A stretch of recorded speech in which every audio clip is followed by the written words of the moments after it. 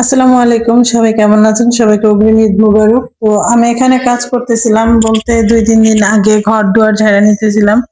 প্রত্যেকটা ঘর ঝাড়ছি, ২টা ঘর কমপ্লিট করছি। তারপর আইজল দিয়ে ঘর মুছছি, মুস্কান আমার সাথে ফ্যান মুছে দিছে।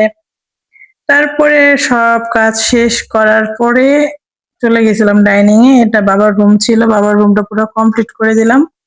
কমপ্লিট করার পরে এখন দেখেন বাবার রুমটা কেমন দেখা যায়।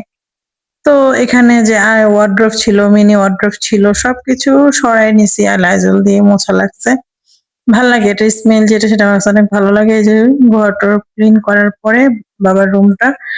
আর এই রুমটা আমার কাছে ভালো লাগে কারণ পাশে হইছে গাছ, কৃষ্ণচূড়া গাছ। আমার খুব প্রিয় এবং উম, এখানে হাঁস মুরগি একটা সাইড আছে, মানে হাঁস মুরগি গরু ছাগল যা আছে সব পালে। আমি প্রায় ভিডিওতে এটা দেখাই। বললাম না যে ওই আগের বাসায় ছিলাম, আন্টির করমচা গাছ আর এখানে হাঁস মুরগি।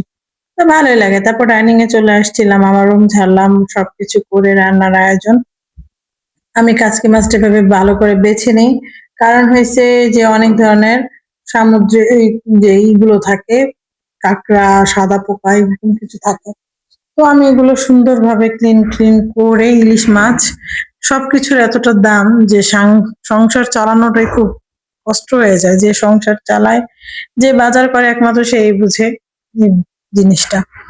তো এখানে ডিম দিয়ে ডাল দিয়েও রান্না করার একটা আয়োজন করছিলাম, কারণ এগুলো সব বাবার প্রিয় খাবার ছিল। বাবা ইলিশ মাছ তেমন একটা খায় না, তাই ডাল ডিম রান্না করা। আর এখানে আমার রান্নাটা কমপ্লিট হয়ে গেছে। তো কেমন হইলো অবশ্যই সবাই কমেন্ট করে জানাবেন। আর ভালো লাগলে একটা like, comment, follow and subscribe YouTube থেকে দেখলে দিবেন।